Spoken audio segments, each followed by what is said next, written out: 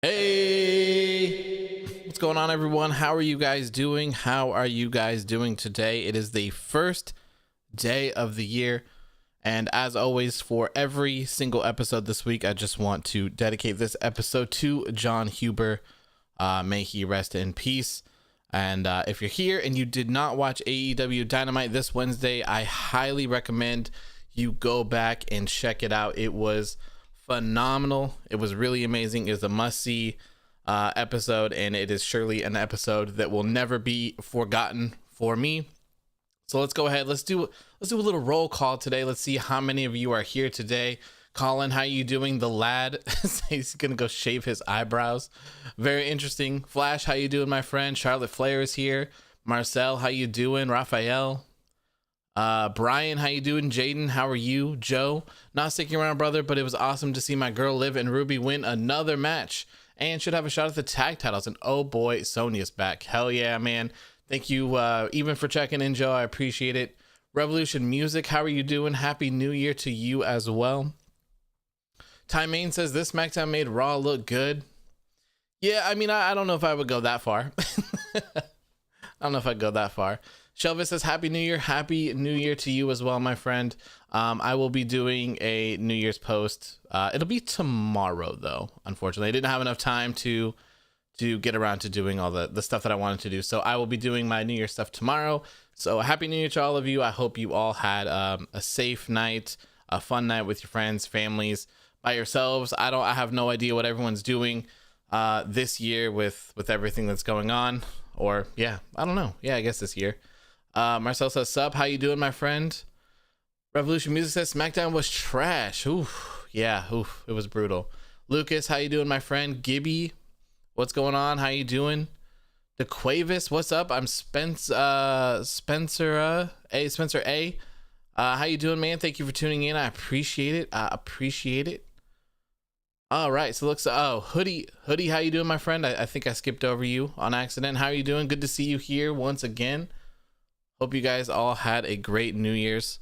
Like I was saying before, I had a good one. It was nice, just relaxing, hanging out with my fiance and everything. All right, so SmackDown tonight.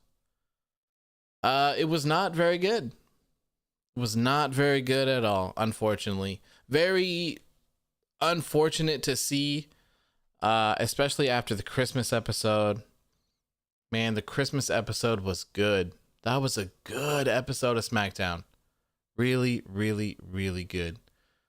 Raw was better than SmackDown this week. Changed my mind. Yeah, I mean, Raw wasn't that bad, but I mean, the thing with Raw that I think will always be a huge problem is that it's 3 hours long. It's just so long. So long. AW, what's your thoughts on they have Sonya join in the Roman faction? I don't know about that. I'm fine with her staying on her own. I don't think she would really fit in. It's more for family members, the Samoan family. I could see them adding Naomi since she is married to one of them, and I hate to say it, but I could also maybe see them adding Tamina in because she is related to them as well. So those would be some things that they could do.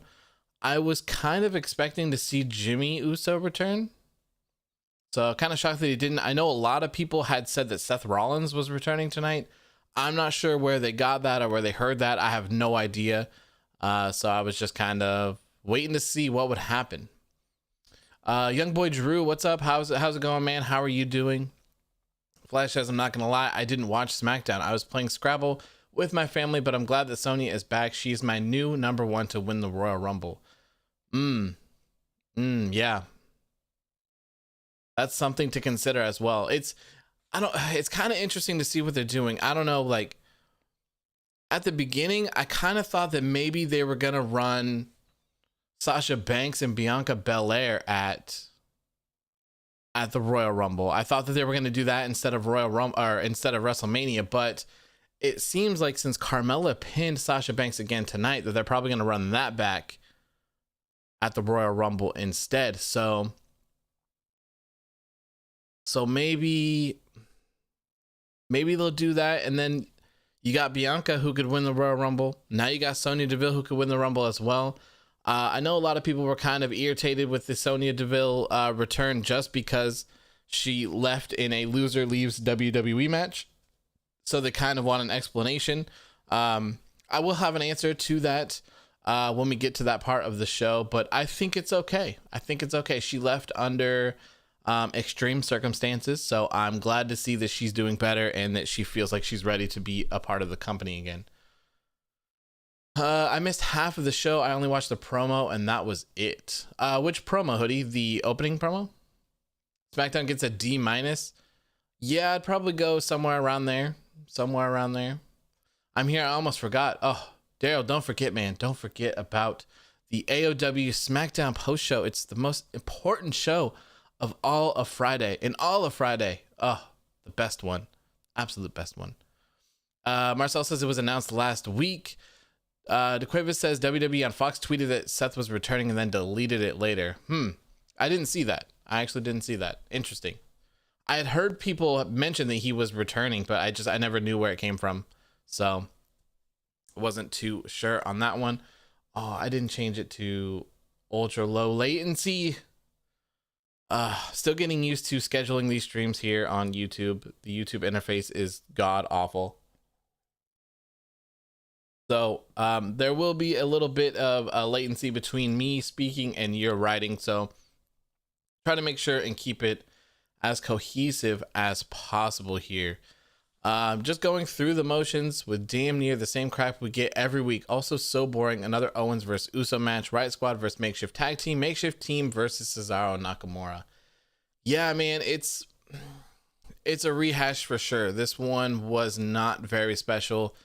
I kind of figured tonight wasn't going to be that great from what they advertised as well. I was hoping that maybe I'd be wrong, considering that the Christmas show was so good, man. Like, I know that they had, like, you know, the weird tag match that didn't really add up or make any sense, but overall, I thought the show was pretty good, especially for countering Christmas. You know, like, that's a big deal, and they got a ton of viewers, ton of viewers. So I thought that was a really good show. I don't know why they can't just do something like that every week. I really don't feel like it's that complicated. You know, have your matches, have your little segments that you can, but cut them short. And if you have segments with people, like, for instance, we'll take this show where we had Roman Reigns, Kevin Owens, and Jey Uso, who pretty much took up the most of the segments of the show, right? They opened the show, they had a match, they had an ending segment, they had 3 or 4 little segments during the show as well. So maybe, you know, dial those back a little bit. Even though these guys are the highlight of the show, they're definitely the reason why everyone tunes in. You know, maybe give more focus of the show for promo stuff that people aren't wrestling, so that you can kind of rotate out your roster a little bit better. That would be a suggestion that I have for that. Lucas says, personal opinion, they should use less wrestlers so they could build more and better storylines, and a heel versus heel feud is not a bad idea. Yeah, I mean, I think it's all about properly rotating your roster and properly giving them time off, I think. For me, I feel like people should just get random kind of vacations, you know, once they do things. When Roman Reigns inevitably gets dethroned from being the Universal Champion, I feel like it would be best for him to just disappear for a little bit. Obviously not like 5 months or something, but maybe a month, you know, maybe somewhere around there where, you know, you don't have him doing things that aren't important. You know, keep these people elevated when they're important. And if you don't have anything for them to do, don't make them be on TV. You know, save that those spots for someone who is there, who is working towards something. And then when you do have something for these people to do, bring them back in, and then just continue to rotate out so that everything can make sense and stuff like that. That is certainly what I would do. Anduel says, I got no bad words for this heel run that Roman is having. Truly good. In fact, a Roman segment in SmackDown is way better than the whole Raw show. Yeah, I think it's safe to say that Roman Reigns is carrying SmackDown on his back. But honorable mentions to that is, of course, Jey Uso and right now Kevin Owens. I mean, they make the show, so it's no surprise that they use the entire show, like the entire span of the show, centered around them and focused on them. I think, you know, it works for sure. I just wish that they would find a way to bring in other things and kind of make it more unique. That's all. That is all. Hoodie says, yeah, the opening promo. Yeah, I thought the opening promo was great. Thought it was great. Samir says, do you think Kevin will take the title from Roman? No, I do not. I do not think that Kevin Owens will be the one to take the title from Roman. If someone is to dethrone Roman at this state, I feel like it would be Daniel Bryan. Daniel Bryan would be my guess. But I would also, I mean, I would put this as my WrestleMania match. This would be my big WrestleMania match. It would be Roman Reigns versus Daniel Bryan, who won the Royal Rumble. That would be my WrestleMania main event for this year. I think that would be perfect. I really do. There's a lot of story to be told with those two, and I think they could put on a fantastic match. And if you ask me, I would have Roman going over. I think it's a little bit too soon for him to be dropping the title. Klitcheja says, I actually enjoyed SmackDown. Glad you enjoyed the show. What was your favorite part of the show? Colin says, what are your thoughts on WWE trademarking the Hardy Bros? I haven't seen that, but I'm not surprised. Not surprised at all. And I know a lot of people don't like the Hardy Bros. being Jeff Hardy and Matt Riddle, but I don't mind it. I think it's a fun little play on words. And if it gives people an extra tag team, or if it gives someone something important to do rather than just dying and sitting on the sidelines, then I'm all for it for a little bit. I think Sonya is going to be one of the final 2 people in the Royal Rumble. I wouldn't be surprised, Chloe. I wouldn't be surprised. Sounds like a good idea to me. DeQuava says, I hope Daniel Bryan wins the Rumble, but I fear that Berg will.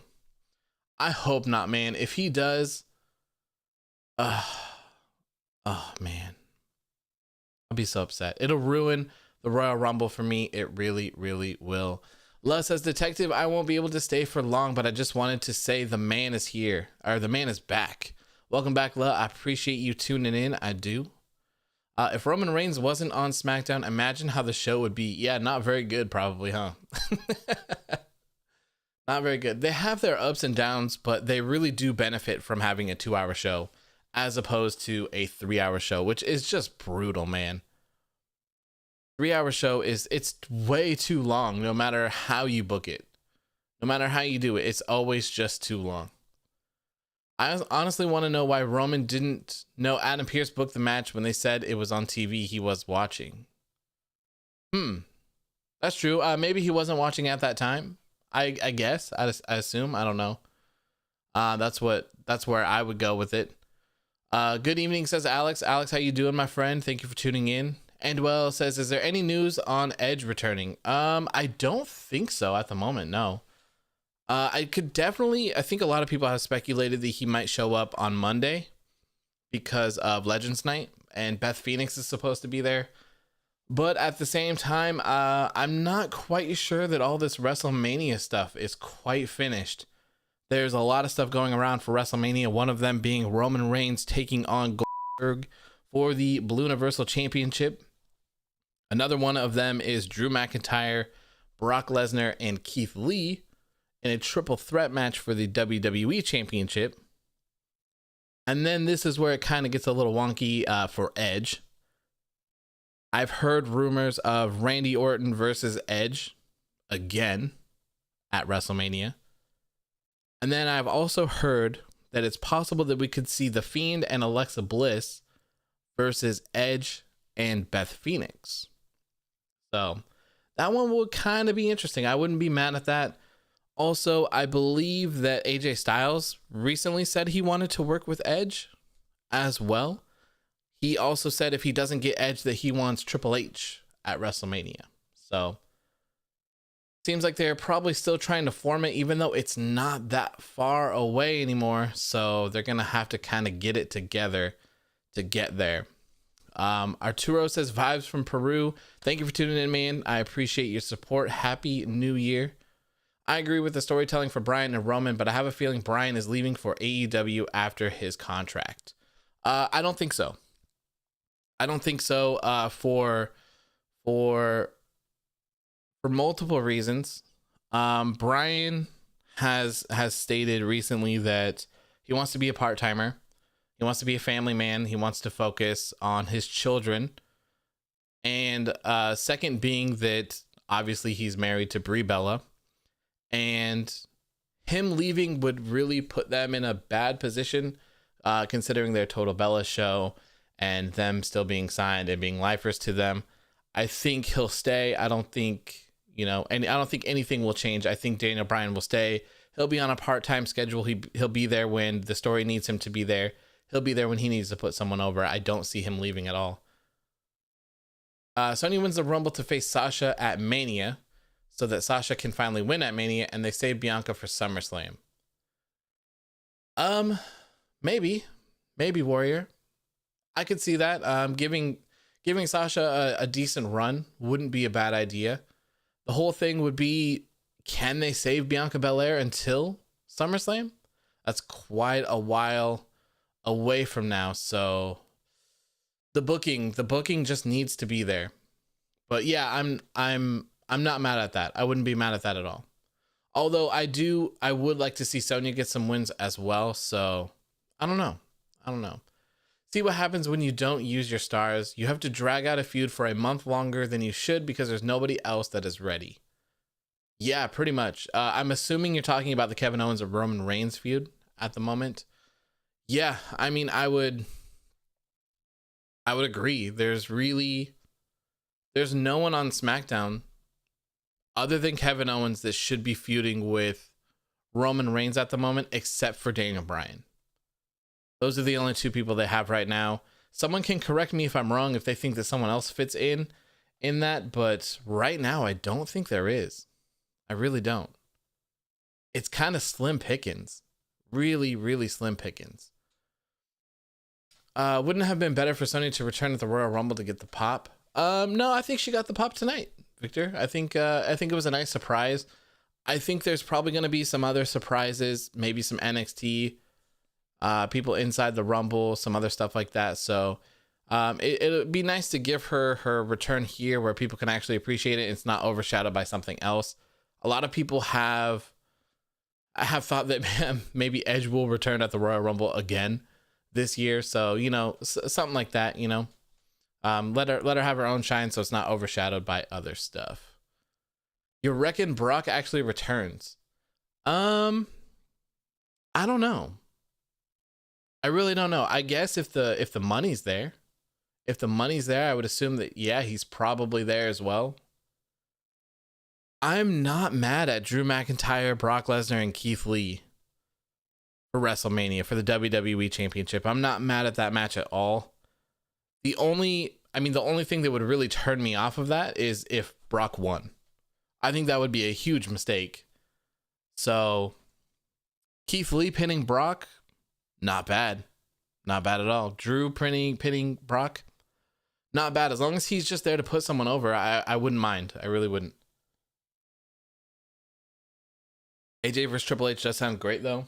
It does, yeah. If Triple H can do it, that would be great. I mean, I've said it multiple times. Like, I could get in the ring with AJ Styles and we could have a 6-star match. Like, that's just how good AJ Styles is. So I think it would be fine. The rumored matches that WrestleVotes tweeted are extremely lame. I like the triple threat. I do. I like the triple threat match. I just don't like the Roman Reigns versus Goldberg match. I do not like that one at all. I do not want to see it, and I hope that Goldberg stays away from the company for a very, very long time. And if Goldberg is in the Royal Rumble, I'm going to be very pissed. Very, very pissed. That would be terrible. That would ruin my favorite WWE event, especially if Goldberg was the one to win it. Oh my God, terrible. Absolutely terrible. Hoodie says, do you think Bobby Lashley will win the Royal Rumble or maybe someday win the WWE Championship? I don't think this year. No, I don't think this year. I wouldn't mind him winning the WWE Championship, especially right now with the Hurt Business. The Hurt Business is so good, man. Hurt Business is one of the biggest highlights of Raw, easily, like hands down. They're so good. The way that, I mean, I guess not the way that they've been booked, but the way that they act and the way that they handle themselves, they've really made themselves one of my favorite things to see. Why do you bleep out Goldberg and why do you want him gone? Just because of the things that he's done in the past. He doesn't seem like a nice person. He is supposedly the one that said he would not lose to The Fiend and had another title reign. I don't know. I don't know how true that is. I don't know how much pull he could possibly have in something like that, but either way, it just kind of pisses me off and I don't like it. I don't like it. Not getting my hopes up for Sonya because they teased her teaming up with Billie Kay, and WWE has been creating tag teams that make no sense lately. Oh man, if they pair up Sonya Deville with Billie Kay, man, I'm gonna be super frustrated. Like, that would be so terrible. That would be so bad. I do not want to see that at all.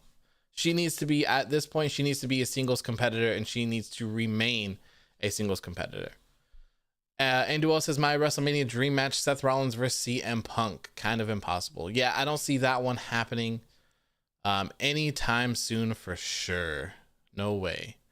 Definitely need to see Edge versus AJ Styles. Really wanted to see Edge face more guys than just Randy. I completely agree, Warrior. I was kind of like upset when I saw that tweet from WrestleVotes where it's like Edge and Randy again. Like, did he really come out of retirement just to face the same guy over and over and over again? Why not get in some of those dream matches, you know? There's a lot of good names that you could see go up against Edge, and AJ Styles would be a perfect one to do so. Especially in this climate where we have things that can be taped and things that can be edited if if he needs a break or if anything happens, he's able to do that. It's not in front of a live crowd for the most part, for something like that. So they can always do what they need to do to make things happen.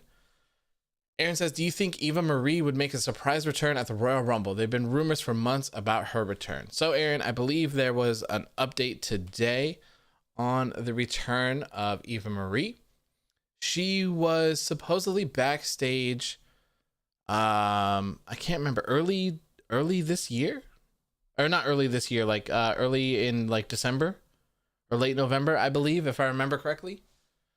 She was there, dressed, ready to go for a promo, but they didn't end up pulling the trigger. So I believe now everyone is saying that she'll be involved in the Royal Rumble somehow. And I believe she's supposed to be tied to Angel Garza, if I recall. He's going to, she's been posting pictures, or she posted a picture with a rose or something. And I think that's going to be the whole dynamic there. What's WWE's problem right now? They don't have any real contenders. Yeah, they don't. They don't have any real contenders. They 50-50 book everyone. They disqualify everyone.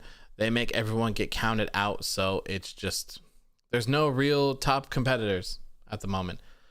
Sebastian says, what's up? How you doing, my friend? How are you doing? We're just kind of chit-chatting here before we get into the breakdown of SmackDown.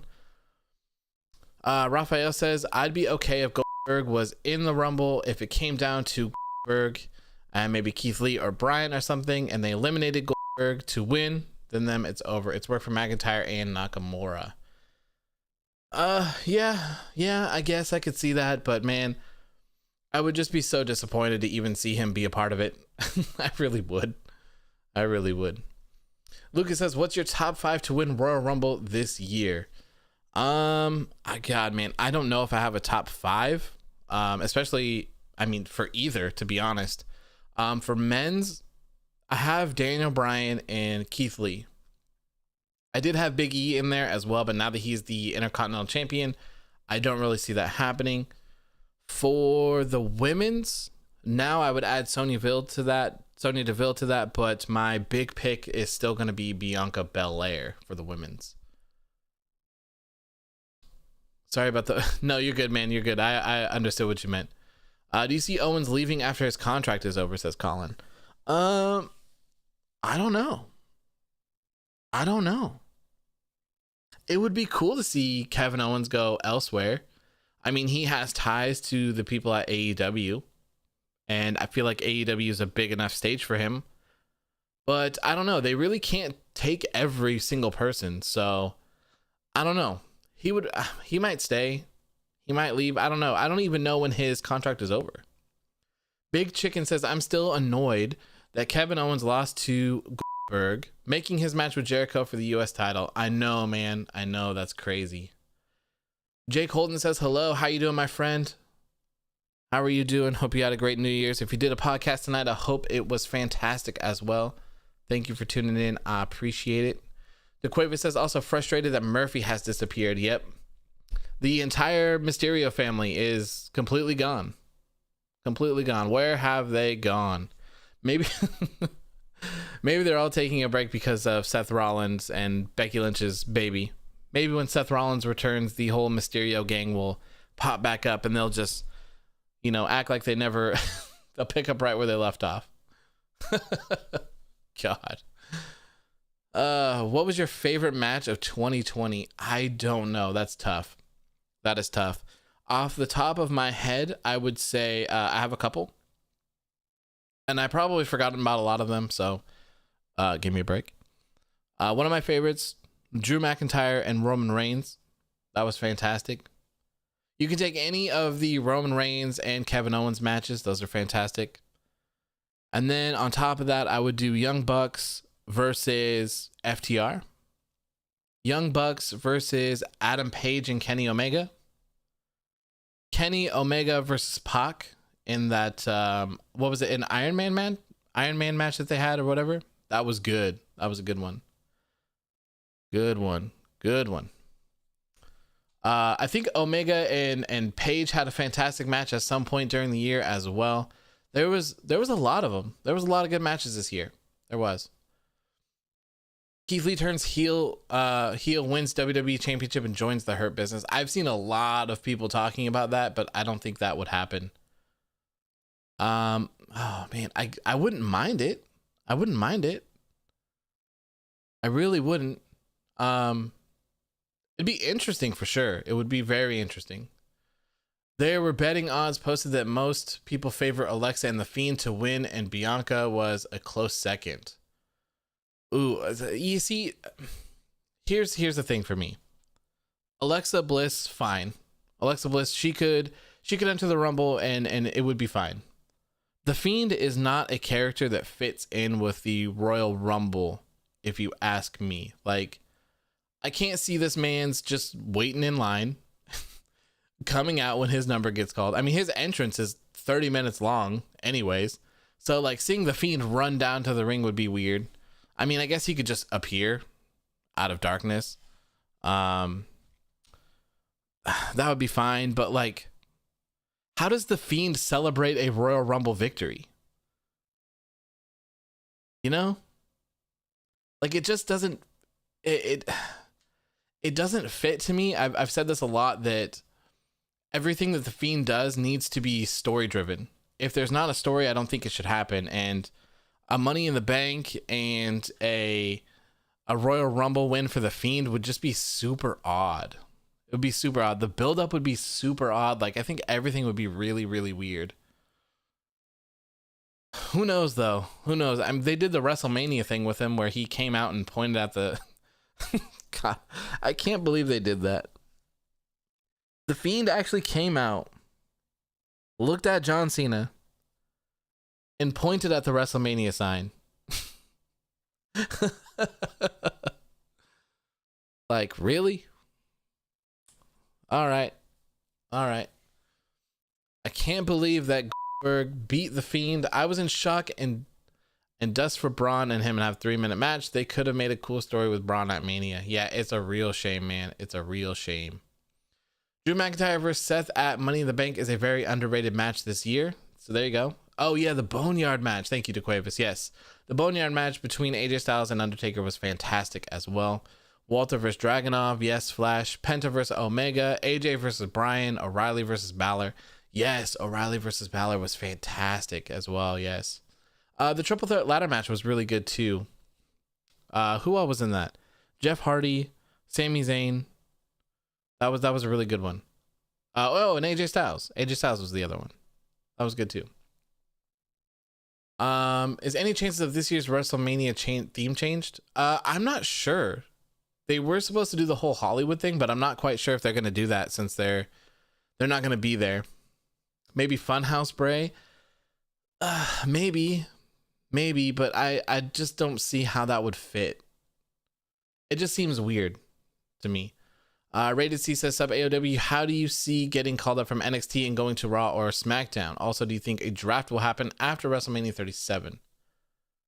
I don't know. I see getting called up, if you want to call it that these days, as not being a good sign. I don't think it's good anymore to get called up. These people get called up for nothing. They have no plans. They have nothing in sight for them. They just get called up for the sake of being called up. And those Monday Night Raws after, I guess Raws and SmackDowns after WrestleMania, where they call up like 20 people, it's just crazy because, you know, you have to have things for these people to do. You have to have something to do for them. You can't just call them up and then be like, oh shit, well, we didn't know what we were doing with our roster before. Now we have like 15 other people. So yeah, I guess we'll do nothing. I guess we'll give you a call when we got something for you, okay? I also don't want to see the Fiend near the title picture. If he wins it, he has to lose it. Yep, completely agree. I think the Fiend would have been much better had he never won a championship. He's one of those characters that doesn't need it. He doesn't need it. What does he need for a championship? Maybe down the line, sure, but they did it at the beginning because he was just so popular. They just kind of caved and did it, and then it really backfired on him because it's like, you have this guy that's so hot and liked by everyone, but you have these other agendas that you want to push and work towards, and you can't really do it because everyone's going to be pissed off when you do it. So they should have just never did it. And then they did it twice. They didn't learn their first lesson, so they did it again, and they both ended absolutely terribly. Unless the Fiend was number 30 and just appeared in the middle of the ring. Yeah, something like that could work, but I don't know. I don't like we were just talking about. I don't think he needs to be involved in any sort of championship picture. Just let him tell a story with enemies. When there's a story there, I think that's the way to go. Lucas says, make Andrade win the Royal Rumble. You, my friend, are a genius. I would love to see Andrade debut again or return, whatever you want to call it, at the Royal Rumble. And winning it would be incredible. Oh, that'd be so good. So good. Ailey says, I know this has nothing to do with Braun, but if there were to be a last time ever match, it would be Braun versus Roman. What do you mean? What do you mean by that? Big Chicken says, Dijakovic versus Lee was a banger. Yes, it was. That was a good one as well. I prefer the draft happening in October because it's a nice reset when it's needed the most. Yeah, I mean, I don't mind. If they're gonna do drafts, they should do them the same time every year. But then they should also do shakeups where, I mean, they can come up with whatever the hell they want to do them. Where Raw can pick 4 or 5 people from SmackDown, and SmackDown can pick 4 or 5 people from Raw, or whatever. Or if there's just like trade negotiations that are allowed to happen, to kind of give it like a sports feel, where they're like, hey, during the month of April, you guys can trade between people as long as you guys agree on them. That'd be pretty cool. I think it'd be a nice way to shake it up. This draft was kind of pointless. All they did was draft feuds. So Seth Rollins got drafted, and then Rey Mysterio got drafted, Murphy got drafted, Dominic got drafted. Like, they all just followed each other. like if there was a feud going, it went from one brand to another. That's all the draft was last year. So I don't know. Hoodie says, any news on Aleister Black? Yeah, there's like no news. I can't remember who I heard it from, but I think I just saw it on Twitter somewhere, and it said that he's not being brought up at all. He's not a part of any sort of creative. They're not really focusing on him at all. So I feel like he's just kind of destined to just sit there for now. I have no idea when his contract ends. So I'm not sure if he would leave. I'm not sure if he would stay. I'm not sure if he's still trying to go to NXT or not. I don't know. I guess we'll see kind of what happens when we find out what happens with Zelina. She has another month or so left before her 90-day no compete is up. And we'll be able to find out what she's doing, if she's going somewhere else. I believe in one of her live streams, she said that she was going to go somewhere. She's not done. So it could be Impact. I think wherever she goes, like literally wherever she goes, if it's AEW, if it's Impact, if it's NWA, if it's MLW, like I don't care where she ends up, she's going to be a huge asset to that company. And I think if it's those smaller companies, I think she could help propel them into something better, as long as she's paired up with someone, or if she's going to be doing singles action, just wrestling. Zelina Vega is incredible. Absolutely incredible. If Aleister ends up leaving when his contract expires, or if he gets released or something, I would love to see him follow her wherever she goes, and I would love to see them be paired up. I really would. Big Chicken says, I hated when Aleister and Ricochet randomly got called up. Yeah, and they were just a tag team. like what? What? Like, okay, whatever. WWE killed their momentum sometimes by having a shakeup after WrestleMania. Yeah, I mean, I think things just need to fit. There's a time and place for everything, and they're not very good at gauging when those times are these days. They're really not. If you had to, where'd it go? AOW, if you had to pick Berg or that dirtbag Humberto to win the Rumble and beat Roman or Drew, who would you pick? I would obviously pick Berg for that one. That would be my pick for that. Never Humberto Carrillo, always Goldberg. Kind of glad that he's off TV, to be honest. WWE don't like him, and he was going to be broken beyond repair. He was literally drafted in the final round after Carmella and Akira Tozawa. Yeah, man, the draft was brutal this year. The picks and the order of the picks was crazy. And I remember I was so pissed that Andrade wasn't picked. Like, he's still an active part of the roster, so why not draft him? Like, okay, you know that he's leaving, but we don't. So, like, draft him and then just kind of, have it go away. It's not that big of a deal. It would have been fine. It just, I don't know. It's things like that that really frustrate me. Francisco says she has everything a star needs. She literally carried Raw when COVID began. Yes, dude. Zelina, they actually absolutely carried the pandemic era of the beginning. Los was like the entire episode of Raw. Like, Angel Garza had like 2 matches and Andrade had like 2 matches in one night. They were like literally the entire episode of Raw. And that was even when they were doing like the 30, 45 minute, hour long replays of the other shows that we just watched. Like, they played the Boneyard match and they were playing other stuff. I think they played Money in the Bank. So WWE doesn't know how to run an actual draft. Yeah, it seems so. I mean, they should just get pointers from someone else. I mean, they're partners with Fox, so Jesus.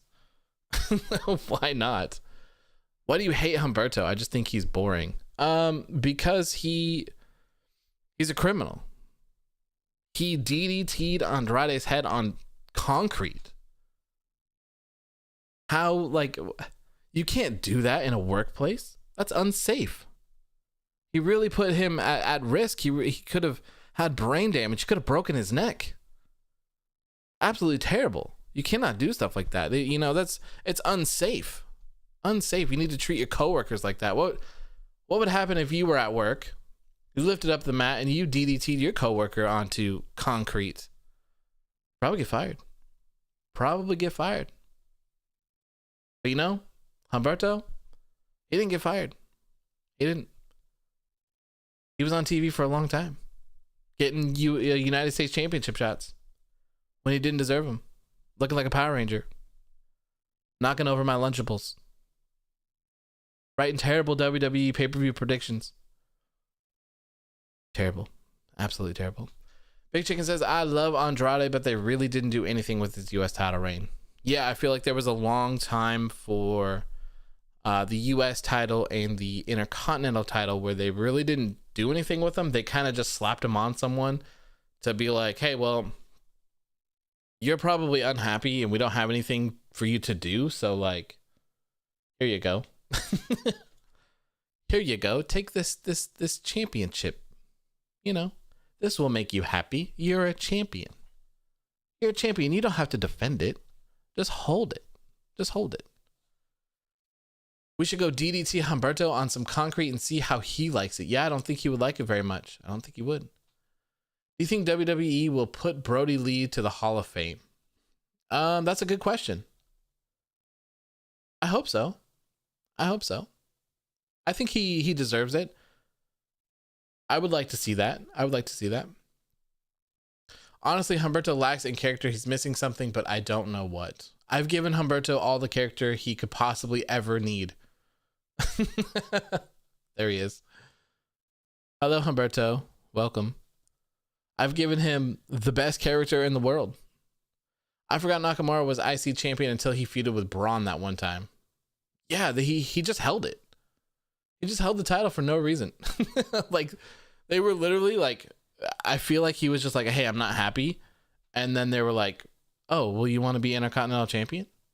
Here you go. Here's an accomplishment. Here you go. I don't get the thing with Nakamura though. Everyone is just like, oh, Nakamura only cares about surfing.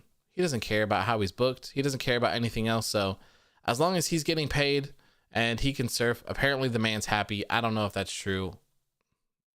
Whatever. It is what it is. I guess if that's his thing, then cool for him.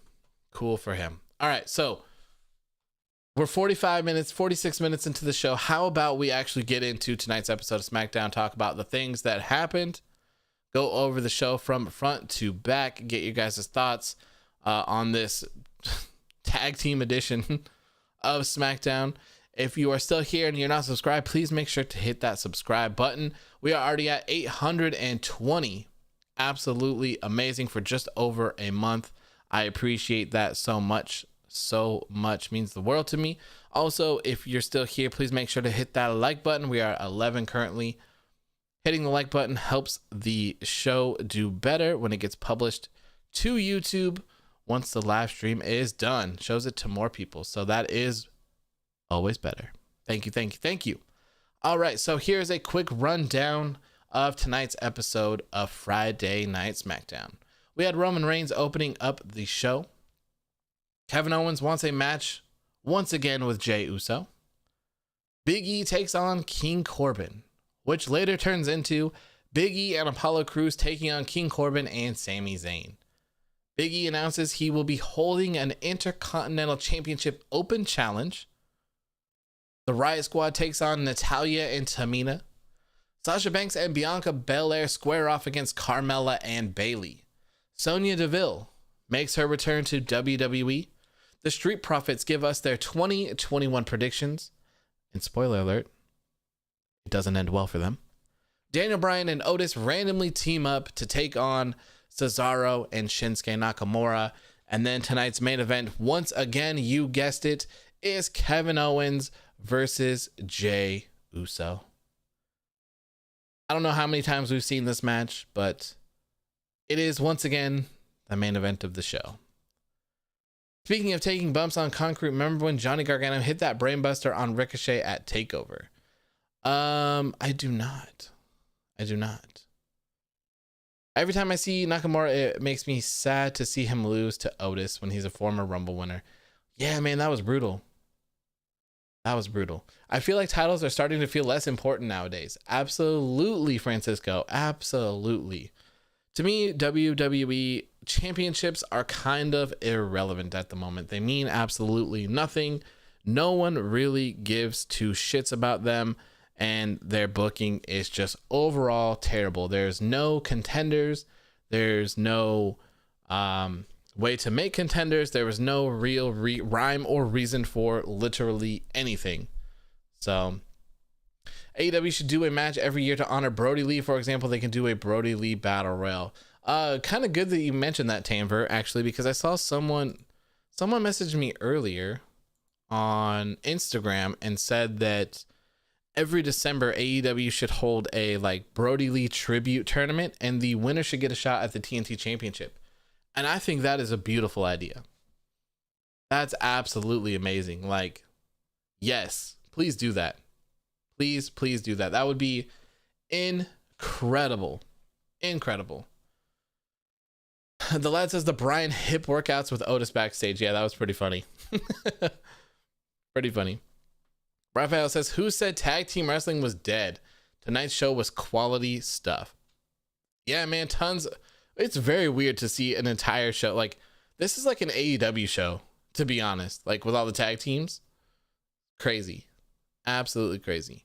Jey needs some wins at this point. Yes, he does, Chloe. And I think we'll talk about that towards the end here. Maybe we should take a little look at Jey Uso's previous matches. His main event matches, shall I say. And we'll see how well that's working out for him.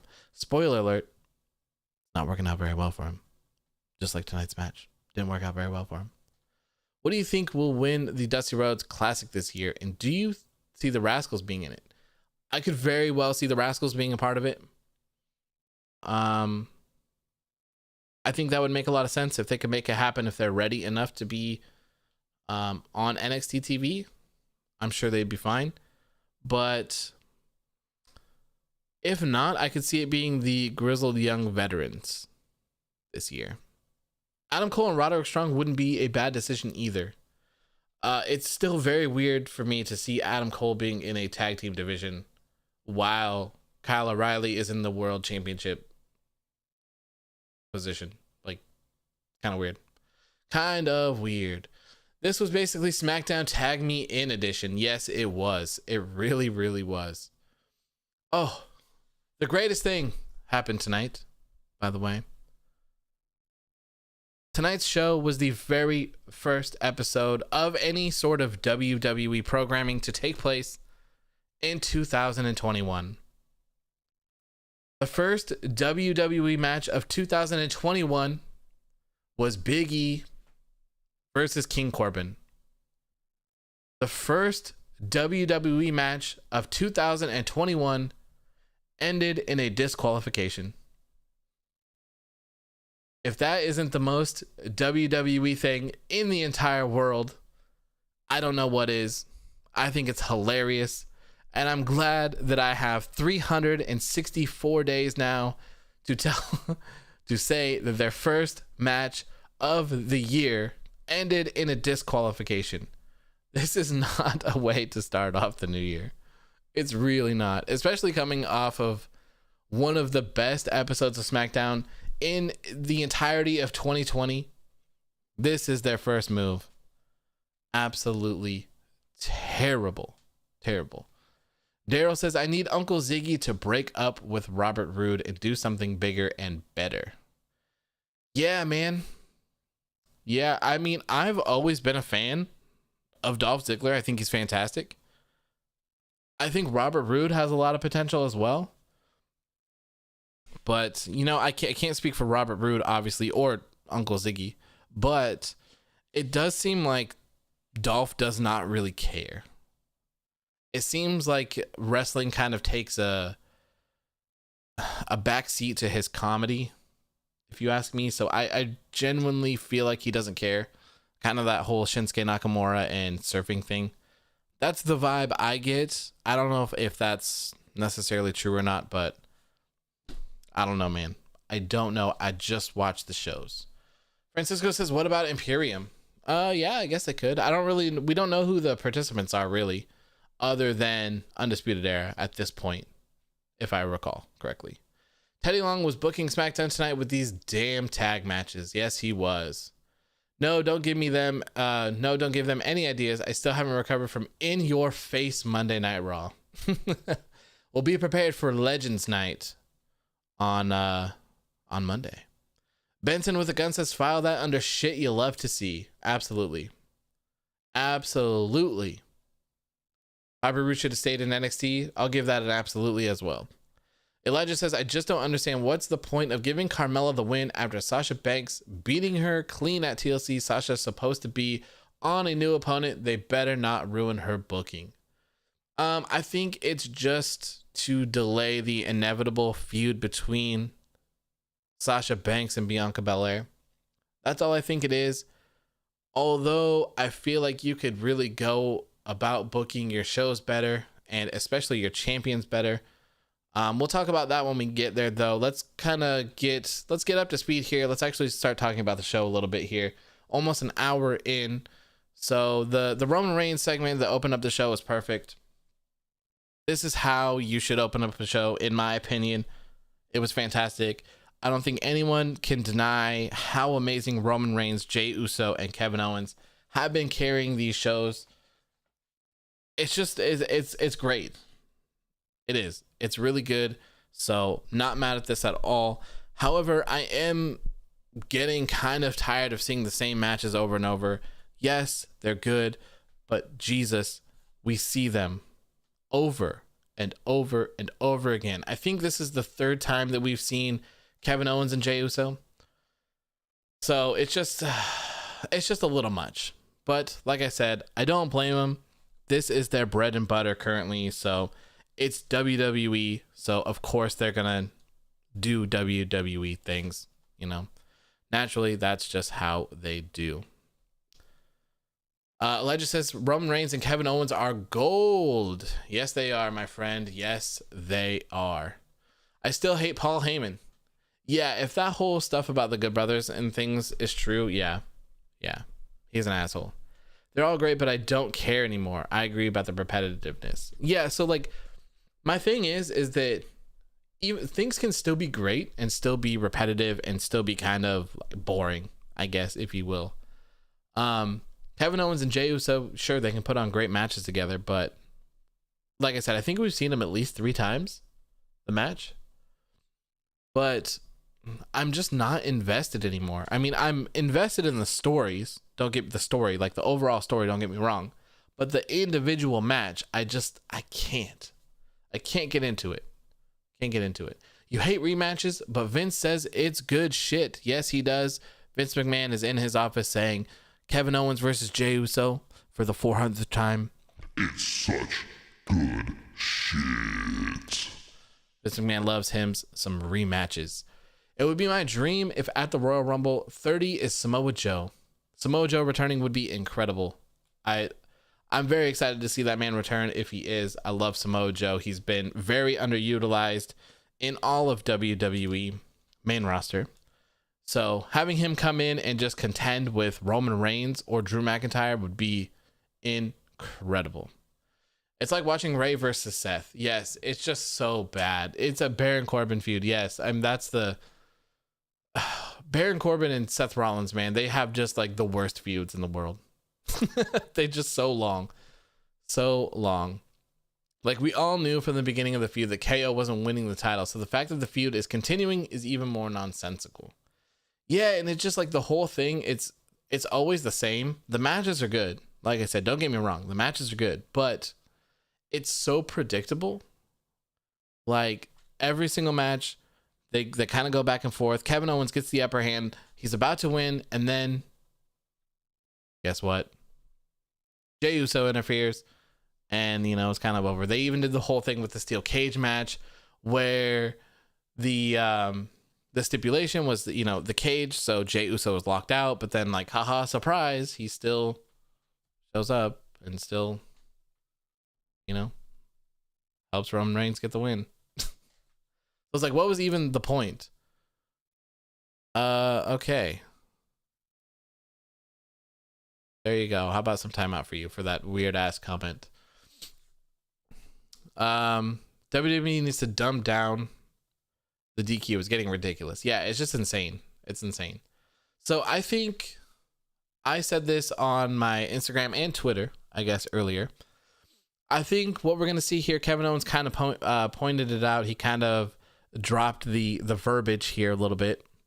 I think that we're going to see Roman Reigns versus Kevin Owens at the Royal Rumble in a last man standing match. I think that's how this is all going to end up and play out. I'm not sure. I'm assuming Jey Uso will be involved somehow. Maybe someone will help Kevin Owens as well. I'm not sure. But I think that's going to be the thing. Kevin Owens versus Roman Reigns for the Blue Universal Championship in a last man standing match at not WrestleMania, at Royal Rumble. So there you go.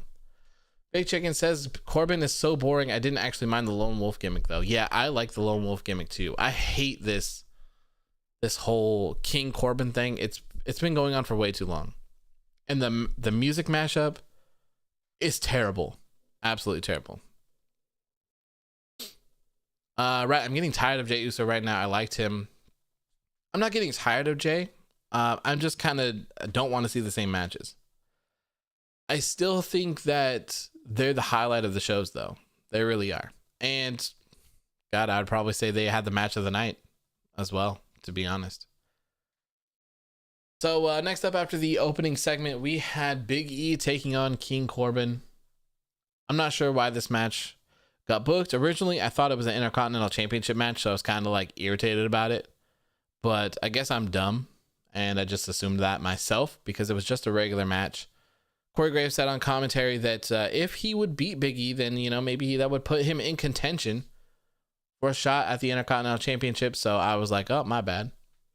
My bad. I guess I had this one wrong. So this match, it wasn't very long. I'm not exactly sure how long it was, but Big E was about to win the match, and Sami Zayn interfered. I don't understand why. Like, I get how he like doesn't like Big E and he wants another shot at his Intercontinental Championship, but like, why cause the disqualification? You could argue that Big E doesn't get the win, but technically he still does get the win because you attacked him, therefore he wins by disqualification as opposed to just winning.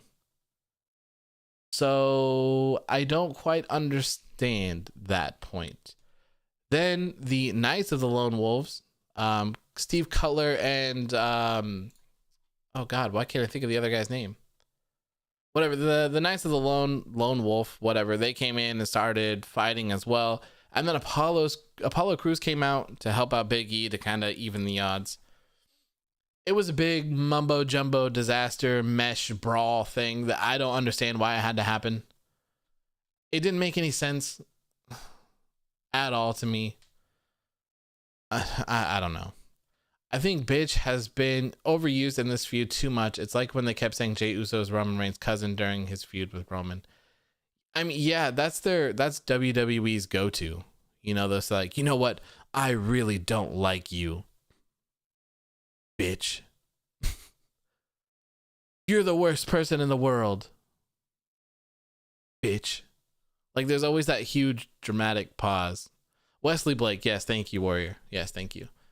Him causing the DQ gave Big E the win anyway, so why not wait to attack after the match? Yeah, that's what I don't understand. Like, it literally doesn't make any sense. Like, he has no affiliation with King Corbin. He has nothing to benefit him. He still loses. I don't know. I don't know. Anthony Torres says the tag team match between Crew and Big E versus Sami and Corbin should have happened when Big E won the match. Yeah, I mean, I don't even see why this match had to take place. I guess what they probably did was that they wanted to have some sort of link between Big E and Apollo. So what they did was, you know, they had him come out and save the day. Then they made this tag match to have them kind of be like buddy buddies, you know? And then during the backstage segment, when Big E announced that he'll be holding an Intercontinental Championship Open Challenge next week, Apollo was with him and just kind of answered the call and said, hey, you know what? I'll take that. But, and you know, that makes sense. That makes sense. But you know what? You wasted your entire first segment on just getting to that endpoint when Big E is literally holding an open challenge for the Intercontinental Championship. Why couldn't he just come out next week? There doesn't have to be a link between anything. It's an open challenge. Anyone can answer that open challenge. Anyone. It doesn't matter who it is. You can't really complain about who opens, or God, how many times am I going to say that? English words are difficult today. You can't really complain about who answers the open challenge because that's exactly what it is, an open challenge. There doesn't have to be a story. There doesn't have to be any sort of sense or logic put into it. It's just literally someone answering an open challenge. So I don't know why they wasted all of this time for it. They really could have just had Big E and King Corbin go the entire time, have E get the clean win, and then literally just announce that he's going to do the open challenge. There you go. Next week, he holds the open challenge and Apollo comes out. That's all you need from me. That's all you need. And Apollo just came off of a United States Championship reign on Raw, so it's not too far-fetched. Rated C says, speaking of last standing matches, Rhea Ripley match at New Year's Evil will likely be her last match on NXT. Also, Tommaso Ciampa Fight Pit match will likely be his last match on NXT, just like Matt Riddle. I could see Rhea Ripley leaving NXT, but I don't see Ciampa leaving NXT. He's said that he doesn't want to, and I know he was briefly moved to Raw with Johnny Gargano. When they moved in Ricochet and Aleister Black, but I really don't see it happening. He says he doesn't want to, and I don't blame him, especially right now. Like, the current landscape of WWE product and booking, aside from NXT, is god awful. Like, it is so bad. So I don't see him wanting to do that. I love how Apollo said that he was the reason Big E won the title. Yeah, and then he like slapped it or something like that, and he was like, "Don't touch my title." It was also great to see all the love, you know, the little things he threw in for John Huber, Brody Lee, Luke Harper, whatever name you want to call him by, saying that a bunch of little Amandas and a bunch of little Nolans ran up to him. It was sweet. It was sweet. Of course, he had the armband on as well. I like the open challenges, to be honest. It can help bring prestige to the championship. Yeah, I mean, championships really need to be defended, and they need to be held by people that can defend them. Like, you can't just have someone hold a championship for 4 months and not do anything with it. You can't have, you know, on the Raw post show, we were talking about Asuka's previous challengers. Asuka's previous 2 challengers were Lana and Zelina Vega for the Raw Women's Championship. And that was 4 different matches. So she had 2 with Lana and 2 with Zelina Vega. Zelina Vega's not even with the company anymore. And I think, like, if you added all 4 of those matches up, they were probably less than 10 minutes. So you have stuff like that doesn't benefit titles. So I have no issues with seeing an Intercontinental Championship Open Challenge. I really hope that they turn things around with the IC title. Big E is a perfect person to do it, if you ask me. And, you know, like, I'll always go back to The Miz being the Intercontinental Champion. Him with the Miz Taraj, him being the big championship on Raw. Brock Lesnar wasn't there. So that incarnation of The Miz and what he was doing with the Intercontinental Championship was fantastic back then. So I would love to see them restore some prestige to it, have it actually be defended, have it actually be a part of a storyline, have actual contenders. Like, don't have someone beat Big E to get a shot at the championship. Like, it's so dumb. It's so dumb. You do not need to do stuff like that. Pitting a champion should warrant you a championship match. I'm not arguing that fact, but the fact that you have your champion losing all of the time, it just does not make sense at all. They do it all the time. The champions, they can never win in non-title matches, and then when it's title matches, they win. So hopefully they don't do that. Hopefully they let Big E have a nice reign. Hopefully he has some good challenger step up. He has some good defenses. I would love to see it. I really would love to see it. I'm very happy for Big E. I think he deserves it as well. And while we're on the subject of someone from the New Day deserving something, I think Xavier Woods should have a United States Championship reign. He's on Raw. Xavier Woods is extremely talented. That man is just incredible, you know. In ring, out of the ring, on the mic, Xavier Woods is one of my, like, sleepers. You know, everyone knows that Cesaro is underrated. Everyone knows that Shinsuke Nakamura is underrated. Everyone knows that Chad Gable is underrated. But to me, Xavier Woods is one of those. He's a sleeper, man. Everyone's sleeping on Xavier Woods. I really, really think that man could have a fantastic championship in the mid card. I think he would have a fantastic reign. He's so good. And the man, he wants to win the King of the Ring so bad. What better way to, like, propel him up into that than letting him do that? Bring back the King of the Ring once again, have Xavier Woods win it, and kind of change it up. Don't have him go for the WWE Championship. Have him go for whoever's the United States Champion. Let him have a reign. Kofi can support him. You don't need to break these people up like they did. You know, the perfect example is with New Day themselves already. When Kofi Mania was happening and Kofi was challenging for the WWE Championship, they didn't have to break him away for the New Day. They were his support system to help him out, to help guide him through, to carry him through the hard times where they tried to take the match away from him. They tried to screw him. That's what you have Kofi do for Woods. Big him up. Kofi's a former world champion. And what? He's a 9-time tag champion as well. Have him big him up. Have him help him out. Have him guide him to singles. I would love to see it. I would absolutely love to see it. And on top of it all, that probably would mean that King Corbin is no longer King Corbin. which would be incredible. That would probably be one of the best parts about it. Xavier should hold the US title. No way. Should he be the only one in the New Day to never hold the singles title? I completely agree, man. Completely agree. He's so talented. He could pull it off. His matches are good. Like, everything he does is good. So I don't understand why it's not a thing. I don't understand. So anyways, after this, we had another variation of some sort of tag match with the Riott Squad taking on Natalya and Tamina. This is like what, the fourth match we've seen. So we've had an entire month of this, I believe, which started off with who do you think? Billie Kay managing the women's division. So we're going to talk about that right now. Right. Also Mickey was okay from her other matches as champion so far. Doesn't that mean that Mustafa Ali was supposed to lose to Lesnar in 5 seconds since Kofi's role was originally his? I don't think it was probably booked that far. I just think the WrestleMania stuff was. And I mean, who knows if even the WrestleMania stuff was booked. So if you're not familiar with what Chloe has mentioned, Mustafa Ali. So God, okay. So the whole entire Kofi Mania thing started with that gauntlet match that happened, where Kofi ended up running like the entire gauntlet, and the entire WWE universe around the world like lost their shit, and they were just like so behind Kofi, and you know, they were just like super impressed with everything that he had done. So that role in that match was actually supposed to go to Mustafa Ali, but I think Randy Orton like kicked him in the head or something, kicked him in the face, so he wasn't able to compete. So that is what Chloe's talking about.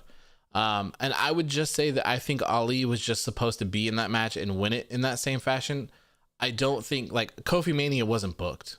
I don't think they had Ali at Mania, but who knows? He could have, you know, a similar thing could have happened. A snowball effect could have happened from that. If Ali would have performed, he obviously would have performed as well because he had that same role. So maybe the fans would have fallen in love with Ali, and the fans would have guided him to WrestleMania as well. I don't know. But I don't think any of that was scripted other than just that match. Daryl says, so they're building the Riott Squad to win the tag titles. Yeah, it seems so. Shelvis says, how would you book King of the Ring? Would it be across both brands or just on one brand? What I would do, just off the top of my head, after reading your comment, I think what I would do is have one end of the bracket be from Raw and have one end of the bracket be from SmackDown, and then the match would culminate between a Raw and a SmackDown superstar. That's how I would do it. I heard that it was supposed to be Bryan versus KO at Mania, not for Kofi. Yeah, I'm not sure what the original plan for that was off the top of my head. But yeah, the Kofi stuff was not planned. And it took over whatever else was. And they did right. That was an incredible moment. I don't think anyone will ever forget Kofi Mania, ever. And that's also the same show that Becky won both of the titles as well. So that was a big fan service episode. Very big. The fact that Retribution Ali hasn't started a feud with Kofi yet over that is wild to me. Yeah, I don't know what they're doing with Retribution, man. You would think like they would have the stories in place, but the stories that they've had with Retribution don't even add up anyways. Like, they're supposed to be there to destroy the company, and they're not. And now their message is that just like you can look stupid and have stupid names but still be cool or something like that. Like, I don't get it. I'm still pissed off that the Riott Squad was not in the tag team title match last week. Yeah, that didn't make any sense either. It didn't make any sense. So anyways, this week we had Riott Squad versus Natalya and Tamina. Like I was saying, this is the 4th week in a row we have seen some sort of Riott Squad versus random tag team. It's been Billie Kay and Natalya, I think twice. Then it was Billie Kay and Tamina. And then now we had Natalya and Tamina, who had Billie Kay at their side originally. Once this match got about halfway through, Billie Kay kind of went over to the Riott Squad side, And then when the Riott Squad won, she kind of sided with them. She was kind of walking towards them on the ramp, kind of insinuating that she wanted to be with the Riott Squad now instead. So I guess if you can't beat them, join them. I guess that's what this is going for, that whole story. If you can't beat them, just join them. How do I feel about Billie Kay leading the Riott Squad? I don't think it's a bad idea. I think it's far from the worst idea that they've had. I know a lot of people don't really necessarily like Billie Kay. I do. I think she's very entertaining. She's crazy. So I think maybe she could bring maybe that feel to the Riott Squad. I don't know. I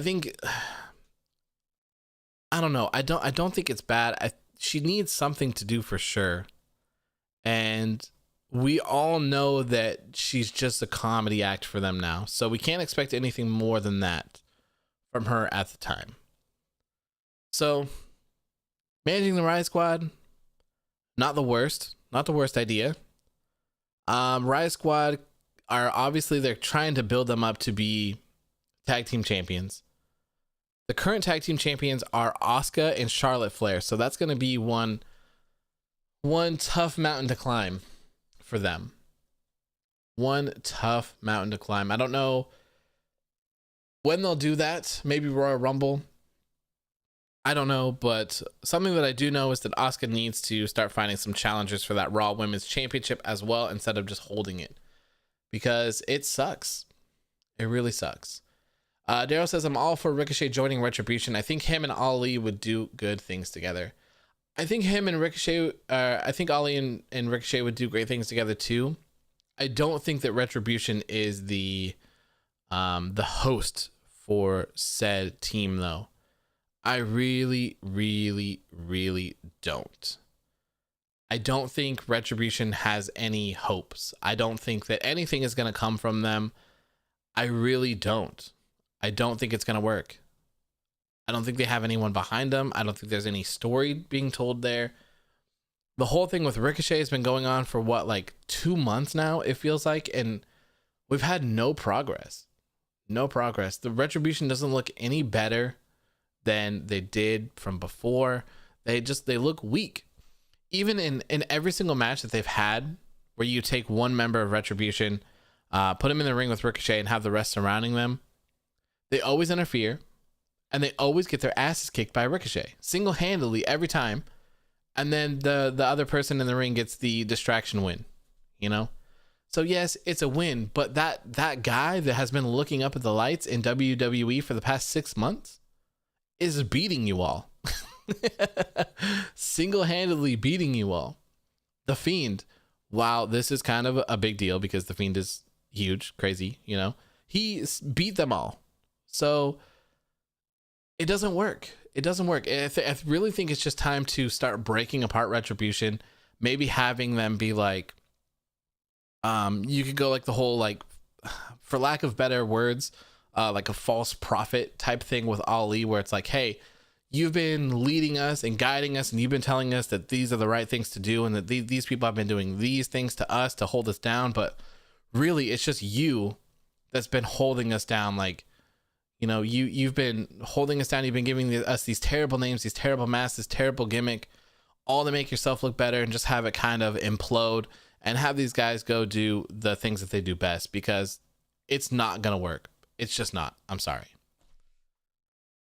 I can't think of anything more boring than this, and it happens every week. I know. I completely agree, Raphael. Francisco says it's mostly likely that they are building up the Riott Squad, but if they don't win the tag team championships, I'm going to be pissed because they are the only actual tag team. Yeah, I would agree. I really would agree. I don't even think that they should have broken them up in the first place like they did. It was just a complete waste of time. And that's, you know, people are always like, oh, well, you just have to give it time. They're going to tell stories. And it's like, but they don't. We could give them all the time in the world. They don't tell the stories, and it doesn't work. Ruby Riott was like non-existent on TV, and Liv was doing that huge thing with Rusev, Bobby Lashley, and Lana, and look what happened. Nothing. She had all those hype videos, and everyone was super excited to see her return, And she just randomly walked out one time and was like, I'm a lesbian. I love you, Lana. And I was like, what? Wait, what? That's what these video packages were for? I'm so confused. So confused. Vince has been trying to destroy his company since he brought back the NWO. It'll never work. He doesn't know how. Yeah, I feel like Retribution could have worked, but in its current form, I think it just needs to completely go away. I don't think that there's any way to salvage it, really. The idea, I think, works on paper, but the way that they were booked and the way where they had like 30 people before and they were all, different. They were different every single week. Like we saw Chelsea Green as one of them. We saw Vanessa Bourne as one of them. We saw Tommaso Ciampa as one of them. It was kind of like weird that they had so many of them. And the original people that came out and like destroyed the ring and spray painted everything and cut off the ropes, not one single one of those people are actually a member of Retribution. Not one single one of them. Not one of them. So it like everything just starts falling apart when you have these people changing all the time. And then you have their big thing that they did to cause chaos backstage was knock over a box, flicker some lights, lock someone in the shitter, and spray paint some stuff. Oh, and they also broke a window at the Performance Center. Like, what? That's not chaos. That's not chaos at all. So I think it's time to just get rid of it. They tried it. It didn't work. It's time to move on. Don't want to see Ricochet join Retribution for Only They Stink and do nothing. It would be better. Also, anytime Ricochet fights as a valiant babyface, it's absolutely fantastic. Yeah, I mean, that match with Ricochet and Ali on Raw this week was incredible.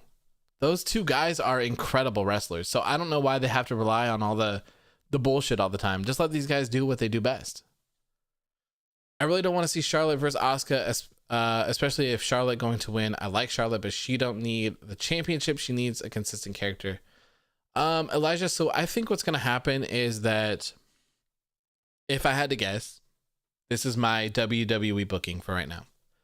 I think that Asuka and Charlotte will eventually lose their championships. Probably around the Royal Rumble, if I had to guess. And then I would guess that it's going to be Asuka is the one that loses the titles for them. And then I'm going to assume that Charlotte will be mad about it. She'll blame her. And then she'll end up challenging her for the Raw Women's Championship. And they'll be using that as kind of the excuse to get into it. And then I think they'll have Asuka and Charlotte Flair at WrestleMania. And I think they'll have Asuka go over Charlotte.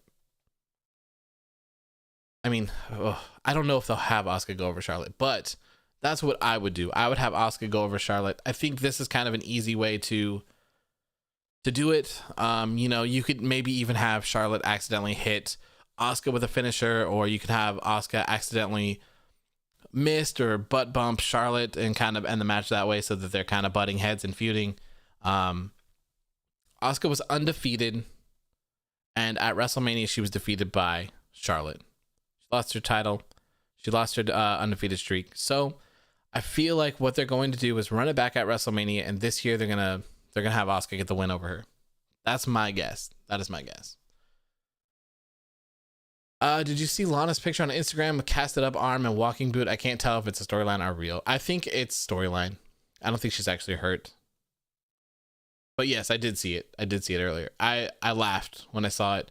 And then I went through and looked at her photos, and she doesn't have any other photos with her in a cast or anything. So I'm assuming it's fake. Not to mention they were cheering and jumping around during all of that. So they all look like a bunch of children dead upon arrival. Yep. Yeah, they were all super short. It was weird. It was so weird. I just don't get it. It's funny to kind of look back at it and just knowing how terrible it is, and like especially knowing to where it leads now, where you're like, I don't think this could get any worse. Boy, it did. It got worse. It got worse. One of the members was Carmella at one point, I think. I think you might be right, Chloe. I think you might be right. There was definitely like a lot of people that we saw in those that never came to fruition. Mercedes Martinez was one of them, and she was like, hell nah. And she did that so quick. She's finally back on NXT. Shout out to her, man. Shout out to her. I think she's probably very, very happy with her decision, seeing this all play out. And, you know, to get off the retribution topic, I'll say this. I've said it a couple times, but if you weren't here, I'll say it again. When one of these people either doesn't sign a new contract and they go somewhere else, or they get released, one of these people from Retribution is going to let loose, and they're going to tell everyone how terrible this entire gimmick was. They're going to tell everyone how much of a disaster it was, how they had absolutely no plan to do anything, and they're just going to shit all over it, and it's going to be beautiful. It's going to be beautiful. Absolutely beautiful. So I can't wait for that to happen. I know it's coming. Who's your Royal Rumble pick, says B. Gillis. I've said it a couple times. My men's right now is for Keith Lee. Keith Lee and Daniel Bryan, I think, are my two that I'm going with. And then for the women's, I now have Sonya Deville and Bianca Belair. Those are my two. Which new member would you like to see join the Riott Squad? I wouldn't add anyone to the Riott Squad. I wouldn't, like I was saying, I wouldn't mind Billie Kay managing them, but I wouldn't add anyone else. If they're going to have Sarah Logan return, cool. If not, no one else. No one else. So, after this match, I mean, in WWE, we never have women's tag team matches at all. And guess what? We had two of them tonight. 2 WWE women's tag team matches. Absolutely insane. And guess what?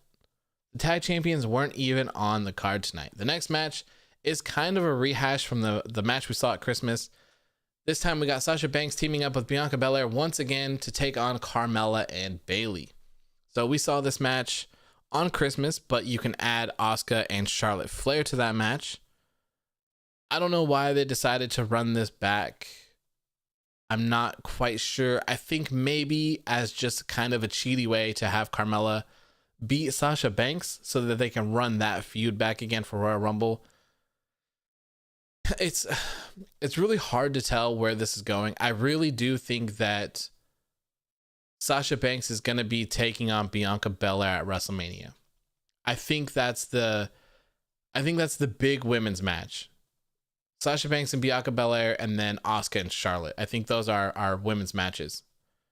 Tag matches, I have absolutely no idea who it'll be. Probably the Riott Squad versus someone else. Sasha Banks and Bianca Belair is a huge match at WrestleMania. It really is. I think Bianca Belair going over Sasha Banks would be fantastic. And if they do go with this, I really hope that that's the route they go with.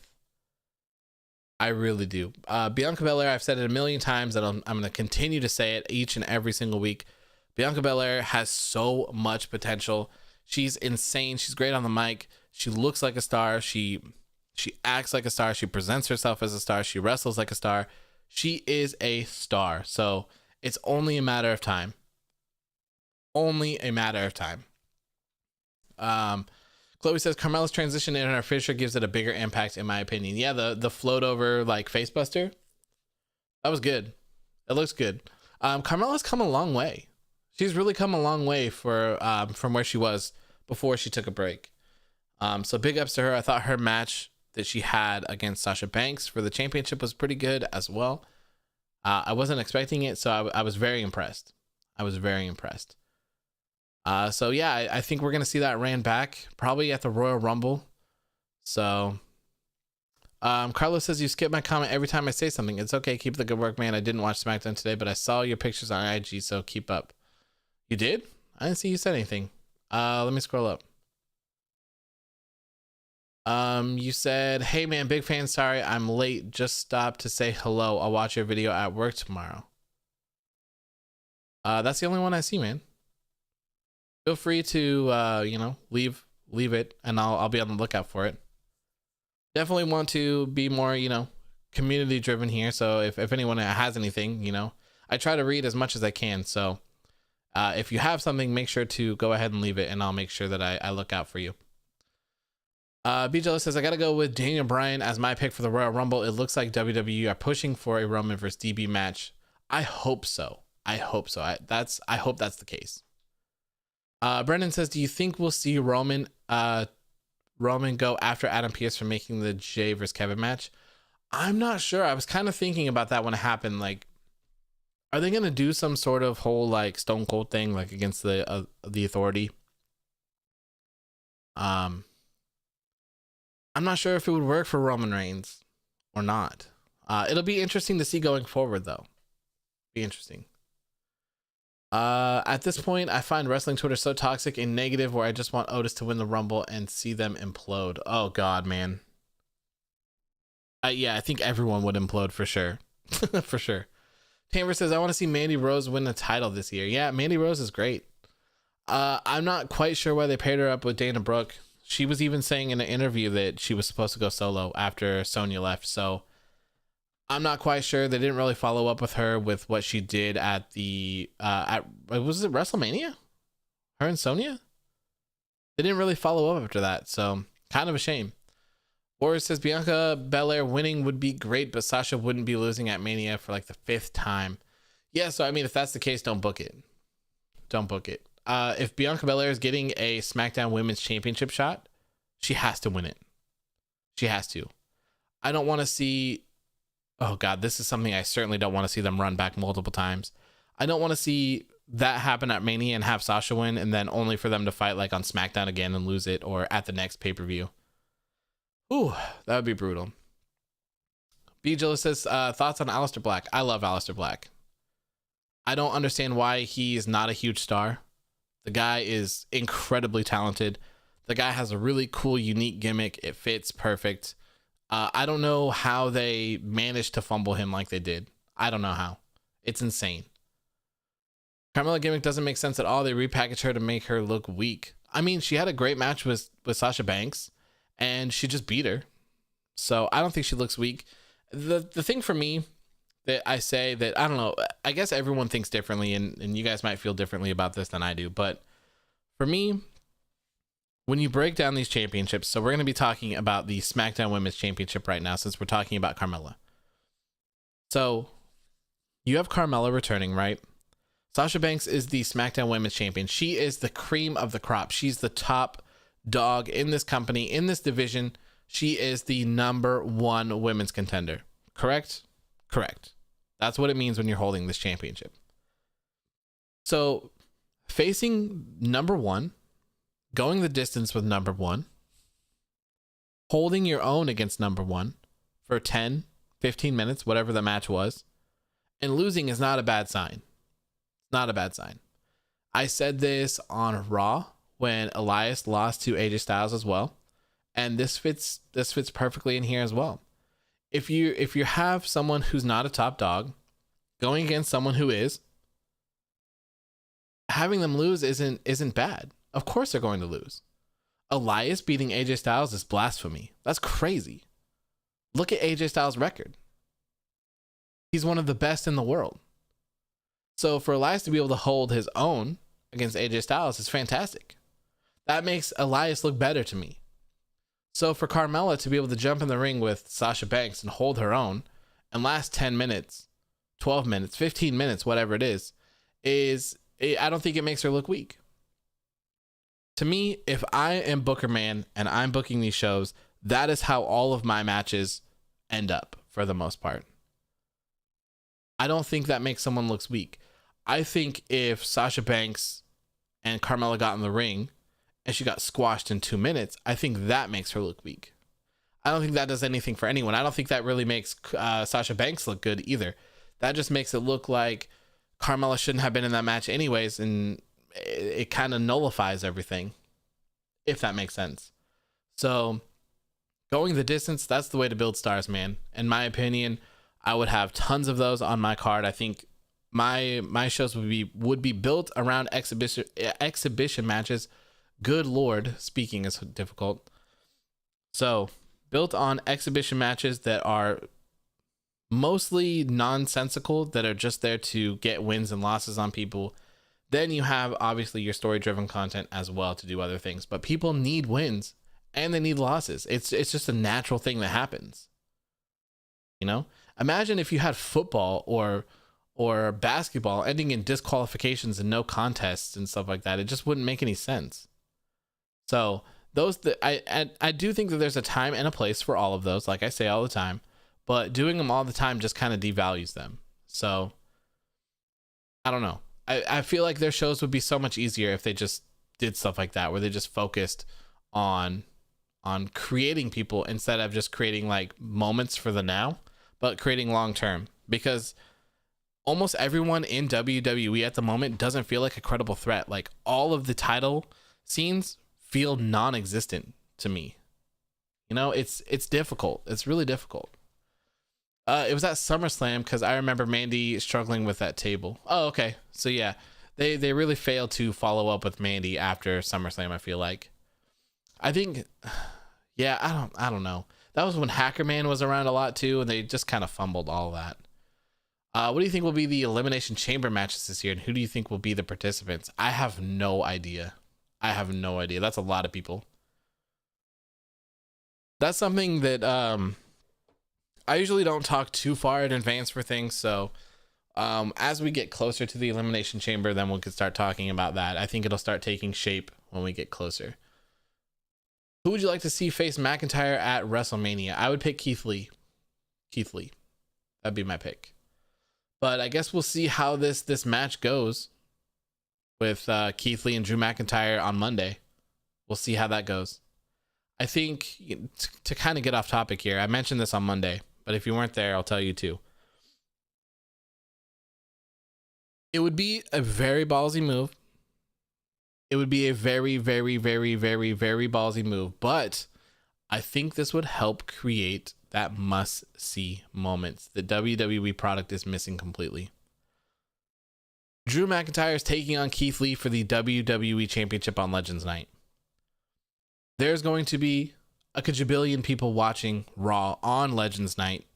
Tons of people to see their favorites. So, what better moment to have Keith Lee beat Drew McIntyre and become the WWE Champion? How many eyes are on it right now? So many people are not like every single person in the world is probably expecting Drew McIntyre to retain against Keith Lee, as they should. That's how I think the show is going to play out anyways. But how crazy of a moment would it be if Keith Lee won? On a show with that many people watching, you could maybe have some legends come out. If it's at the very end of the show, have some legends come out, congratulate him.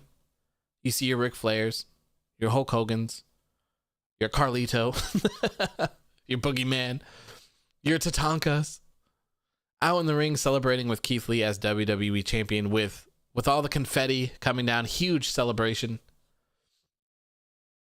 That's must-see TV to me. That's TV that you can't miss. That is capturing an incredible moment on an episode of Monday Night Raw. I don't think it's going to happen, but it could. It'd be crazy. It'd be absolutely crazy if it did. I would book this to have Sasha versus Bayley versus Bianca at WrestleMania 37. Sasha pins Bayley. Bianca turns heel on Sasha sometime in the future. Then Bianca versus Sasha at SummerSlam because Bianca will go there. See, I think that loss still hurts Bianca at WrestleMania. I don't believe. Typically, I don't believe in the fact of just having them have someone pin someone else so that they're not losing. I don't think that generally works all the time. I wouldn't do it with Bianca. Her booking has not been the greatest recently, so I would stay away from stuff like that with her. B. Jealous says, I don't know if you answered this already, but who's your favorite wrestler? Mine is Daniel Bryan, but I'd like to hear yours. My favorite wrestler of all time would be Stone Cold Steve Austin. That's who I grew up watching. He was my favorite. Also, like when I was younger, my favorite wrestler was the Ultimate Warrior, obviously because I was like a legit child. But once I got a little bit older, Stone Cold Steve Austin during the whole Attitude Era was amazing. Right now, my favorite wrestler is Andrade, though. Is there a possibility that The Rock's daughter could join the Samoan bloodline thing or Miss Mother of Two Daughters? I don't think so. She hasn't even been on NXT yet, so I don't see them doing that. Plus, I really don't think she would be a draw for them at all. Do you think John Cena leaving has had anything to do with the recent WWE product? I don't think it's a whole reason, but ever since he left, things haven't been the same, and nobody has felt as special. I don't think so. I think he's busy doing his other things. He probably doesn't even pay attention to the shows, to be honest. I don't think he left because of that. I think he left for other opportunities. And I would argue that it's different because he's a star and he's gone. WWE doesn't have any huge stars, you know? It's kind of they're missing. Those huge moments they're gone. So that would be my argument. In your opinion, how has Drew McIntyre been as WWE champion? I think he's been great. The few hiccups though, the whole Randy Orton winning the championship and then losing it again, I don't think benefited anyone, to be honest, but who knows? Chloe says the Boogeyman showing makes me feel like the Fiend is actually going to return on Legends Night. I hope not, though. I hope not, too. I hope not. Okay, with that being said about Keith Lee, scroll up and look what I said, Daryl. Honestly, I don't want Keith Lee to win the Rumble. I want him to beat Drew for the title, then run it back at the next 2 pay-per-views, then have a new challenger at Mania. With Keith Lee being the champion?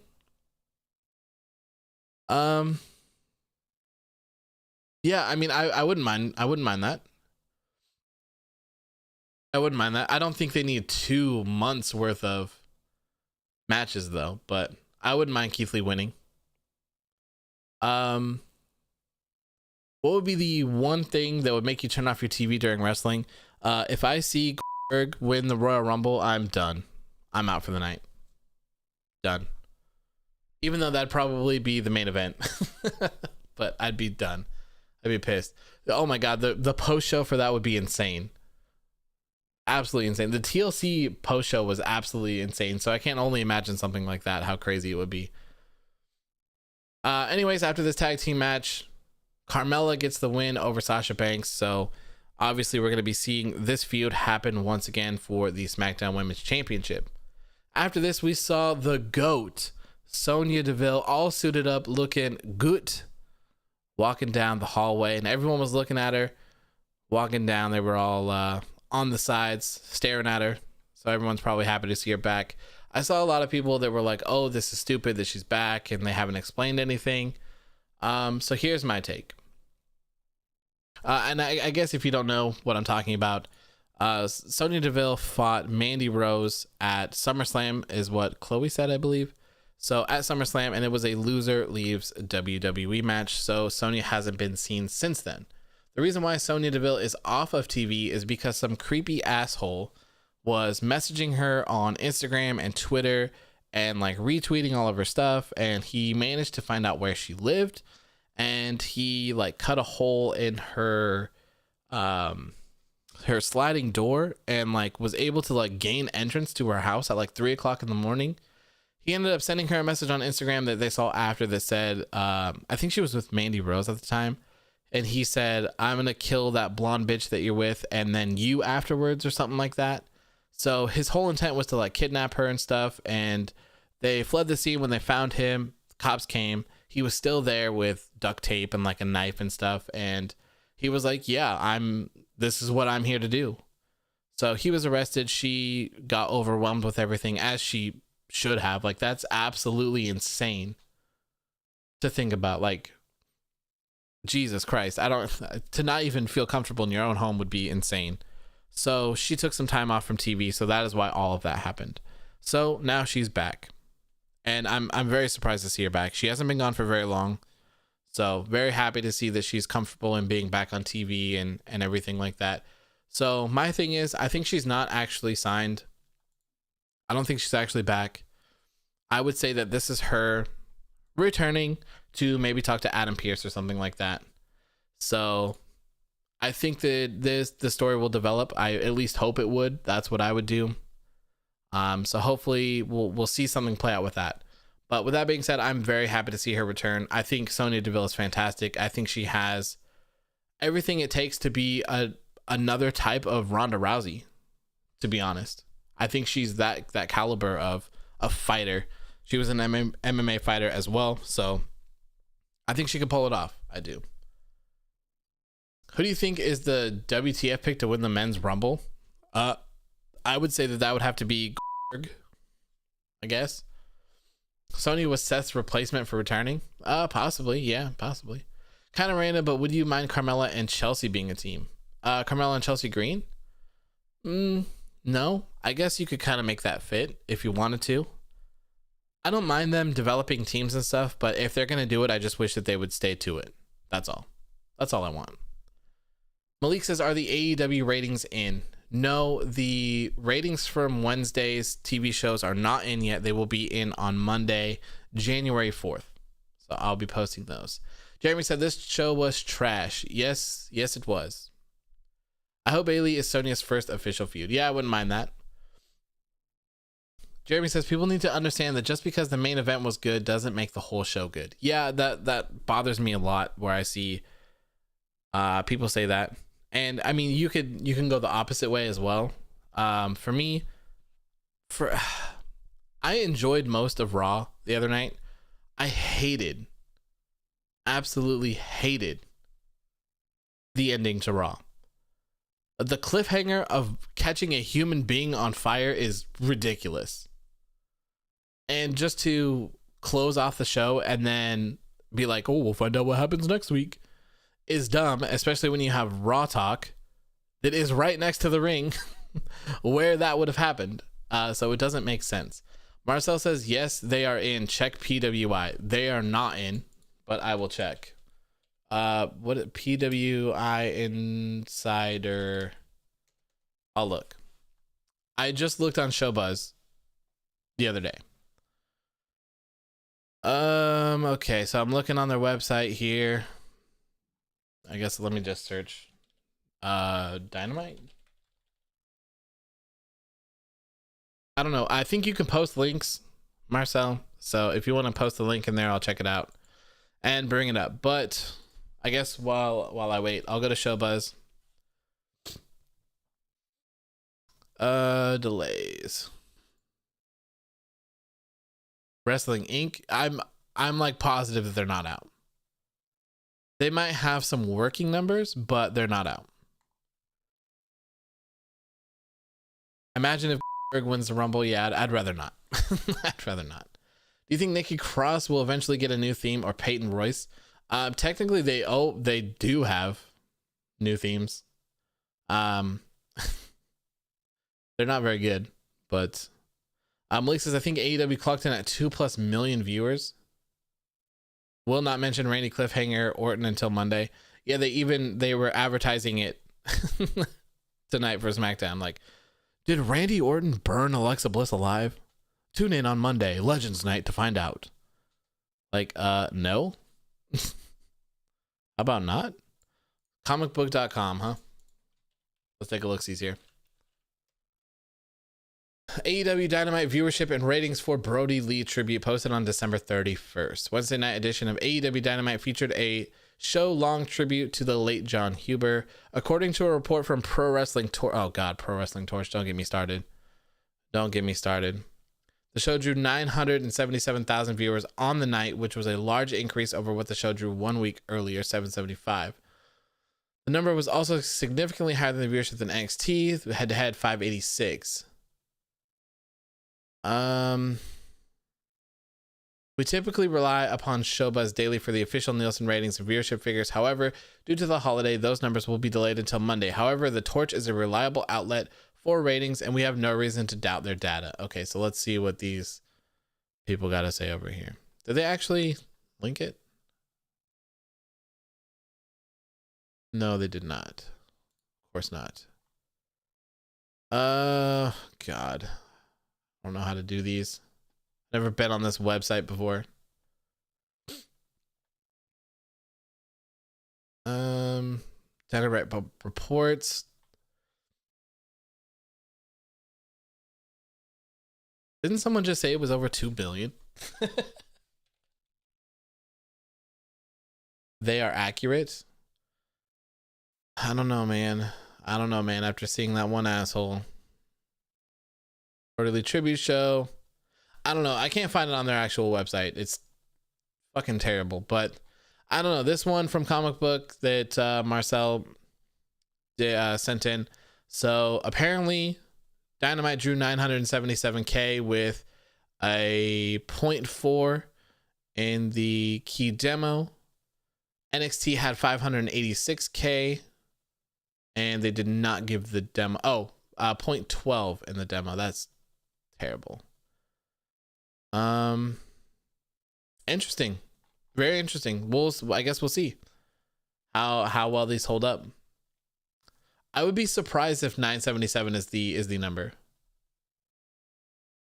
I feel like it should be higher than that, but because I believe their one from before was about that without the tribute show.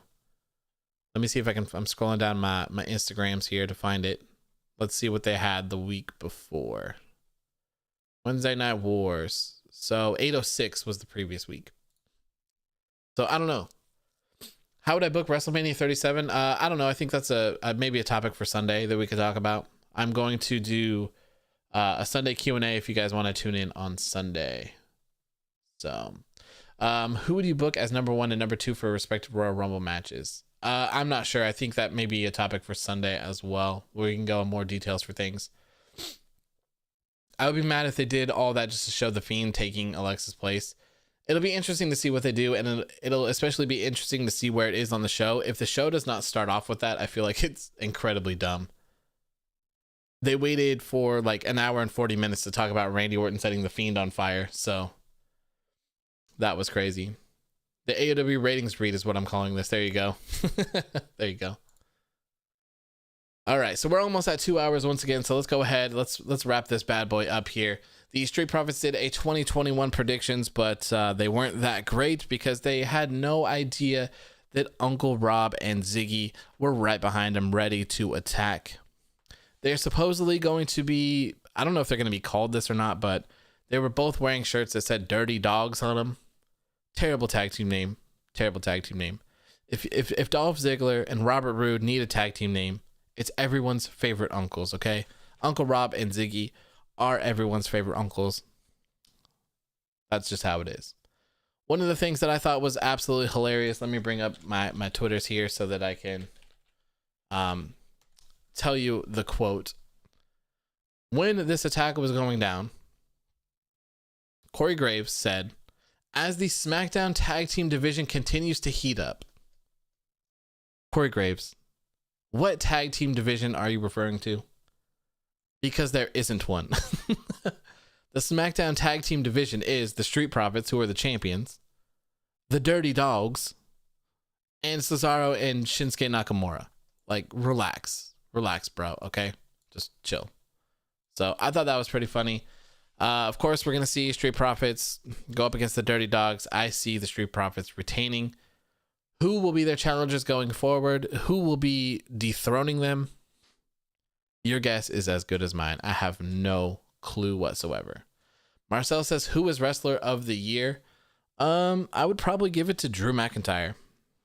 Drew McIntyre or Jon Moxley. I think it would be a toss-up between those two for me. Pure WWE, though, it would be Drew McIntyre for sure. 100%. Next up, we had Daniel Bryan teaming up with Otis with Chad Gable versus Cesaro and Shinsuke Nakamura. This was another random tag team match for tonight in the tag team edition of SmackDown. They did give some insight on how this match ended up happening. Apparently, Daniel Bryan, like he had said before, is that he's dead set on winning the Royal Rumble this year. So he was teaming up with Chad Gable and Otis to get some training going on, working on them hips. That's what they were working on, to be more specific. And essentially the video that they showed was Daniel Bryan like humping Otis while he was making weird noises like Otis typically does. And Shinsuke Nakamura and Cesaro came up and started making fun of them. So that's how this match came to fruition. I always say that it's these little things like that that really make a big difference in the shows. So I'm not going to knock this random match because they did kind of somewhat explain why it is happening. So I do not mind that. But what I do mind is seeing Daniel Bryan and Otis beat Cesaro and Shinsuke Nakamura. While we will still consider Cesaro and Shinsuke Nakamura a random thrown together tag team, they are former SmackDown tag team champions. So having a random team of people just beat them kind of seems like nonsense to me. Cesaro and Shinsuke Nakamura are constantly overlooked in any sort of division that they're involved in WWE programming. And it's a huge, huge shame. Huge shame. You have two of some of the most talented people to be wrestling in the world today, and this is what they're doing. Such a huge shame. Chloe says, what tag team division? Yeah, absolutely. What tag team? Who do you think will be the rising star in WWE 2021? I'm not sure. I'm not sure yet. I mean, it's too early to tell. We're only on the first day. So who knows? Who knows? If you were to put two wrestlers together for tag team titles, who would they be? I don't know. You know, I really liked the pairing of Drew Gulak and Daniel Bryan. I thought that was a lot of fun. You could even sort of kind of make sense with Chad Gable, Daniel Bryan, and Drew Gulak. Maybe even Otis now as like a little stable since they're all training buddies together and stuff like that. Something like that. Yes, Merchandise Productions. Otis did have a good discus lariat. Yes, he did. And Big E did the Gator roll as well, I believe, in tribute to Brody Lee. Daryl says, what happened to Willow? Jeff Hardy thing. That was never in WWE. I know a lot of people want to see that, but I don't know if that would ever happen. AJ Styles and Finn Balor for tag titles is the correct answer. Yes, Warrior. Yes. I talked about that a while ago. I can't remember what show that was on, but AJ Styles says that he does want to team up with Finn Balor and he does want to have a tag title reign with him. So maybe when Finn Balor loses the NXT championship, maybe we'll see that. That would be amazing. Finn Balor, AJ Styles, and Omos. What a sight. Bryan versus Cesaro should have happened instead on SmackDown. I would have been totally fine with Bryan and Cesaro. Yep. Totally wouldn't have minded that. Next up for the main event of the show, we had Kevin Owens taking on Jey Uso once again. And like I said earlier in the show, let's go ahead and cage match this. Let's see how many times this has happened. I think it's the third. We're also going to talk about main event Uso, as they keep referring to him too, because yes, he is in the main event, but good Lord, he is not doing very well. So let's see here. Kevin Owens and Otis defeat Jey Uso and Roman Reigns by disqualification. So that is one, if you want to count that. Kevin Owens defeats Jey Uso by DQ. So that was on November 27th. So with the one tonight and that's two singles. Jey Uso and Kevin Owens on 11/6. So yes, this looks to have been the third match between them in singles competition, but this is one, two, three, and the fourth one that involves other people. If you want to include him like interfering in matches, it's like the sixth. So Jey Uso not doing very well. I think he's like 2-6 or 2-7 for his main event, stuff like that. Not doing too well, which is kind of interesting that Roman Reigns isn't getting mad at him anymore for losing. You know, he used to get pissed off and say that he wasn't doing anything good for the family when he was taking the L's and looking at the lights. So it seems like we're kind of past that now.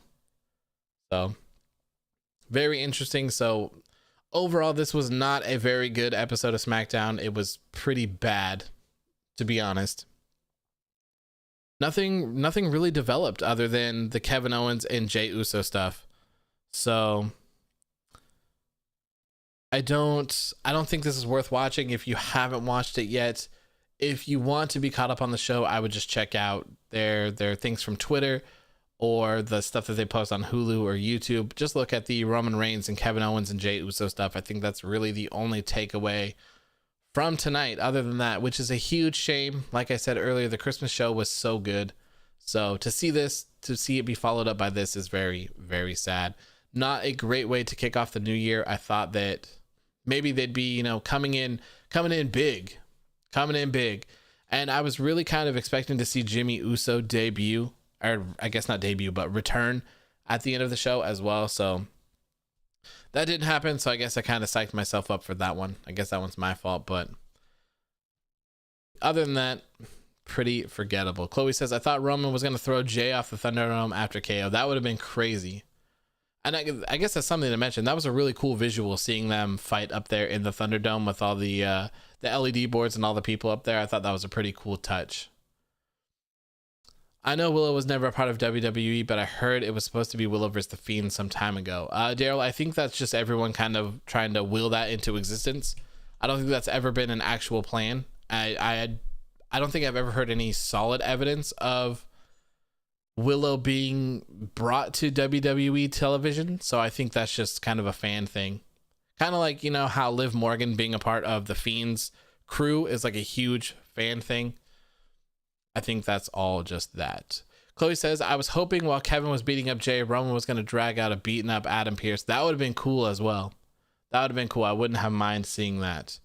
Marcel says, are you watching Wrestle Kingdom on Monday? Yes, I am watching Wrestle Kingdom on Monday and Tuesday. I'll be watching both nights, and I will be covering the important matches from both nights. I'll be watching the entire thing. I'm not exactly sure how I'll be going about them, though.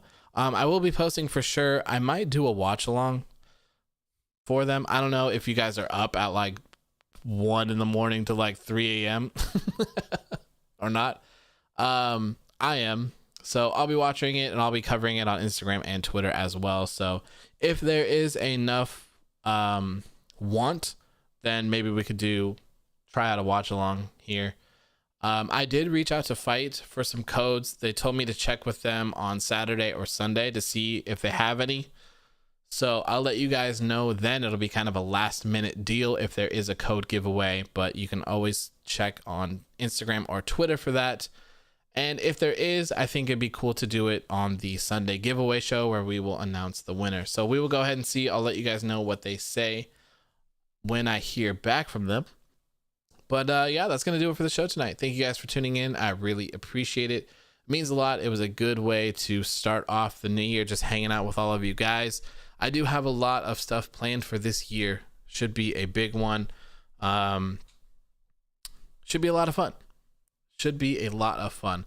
Marcel says, I heard it might have to be crowdless because Japan is having peak COVID cases. I heard that someone is fighting for a state of emergency over there in Tokyo, so it will be very interesting to see what happens with the show. Man, it's rough. It could be interesting. I'm not sure. Daryl says, what do you think is next for Sami Zayn after losing to Big E? I have absolutely no clue, man. No clue at all. Yeah, thank you guys for tuning in. That is going to do it for me tonight. I will be here. I think I'm going to do another Sunday one. It seemed like a pretty cool, fun thing to do. Everyone kind of followed in and tuned in and hung out for a little bit. So we might do that again as well, just a Sunday Q&A where we just hang out for about an hour or so, chat, answer any questions, and talk about just whatever the hell you guys want. Like I said, I will be covering Wrestle Kingdom on Monday and Tuesday, and we might have a giveaway for that. So stay tuned for that. And once again, thank you guys for tuning in. Happy New Year's. I hope you all have a great time, and I hope it is better than 2020. We kicked that shit out of the door. So thank you all for tuning in. I will see you all on Sunday. Peace.